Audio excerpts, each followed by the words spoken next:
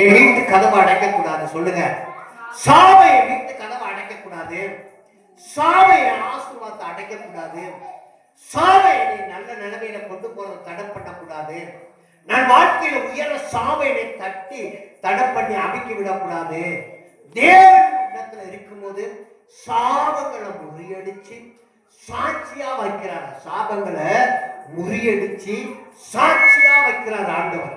இப்ப சாபத்தை முறியடிக்கிறது உங்க வாழ்க்கையில தேவன் இல்லாம சாபத்தை முறியடிக்க முடியாது. ஆமென்.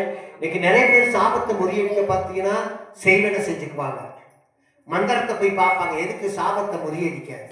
ஆனா மந்திரம் செய்வனில நமக்கு சாபன்றது யாருக்கும் தெரியாது. அது நமக்கு சாபம், அதை பார்த்தா சாபம், அதை கேட்டா சாபம், அத்திரையும் பார்த்தா சாபன்றது புரியாது.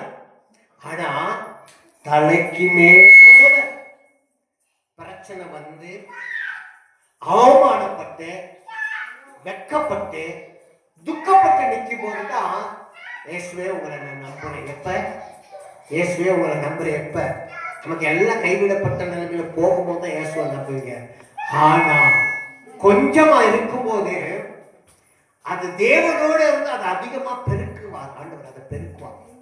இன்னைக்கு ஒருவேளை உங்க வீட்டுல 100 ரூபா இருக்கலாம். அந்த 100 ரூபா போதுங்கிற மனப்பக்குவத்தோட இருந்தீங்கன்னா அதை பெருக்குவார். 100 ரூபா பத்தாது. ஒருவேளை நான் மந்திரத்தை பார்த்து செய்வனை பார்த்து என் வாழ்க்கையில உயர போகுதுன்னா ஒரு காலம் உயர முடியாது. ஒரு காலம் உயர முடியாது.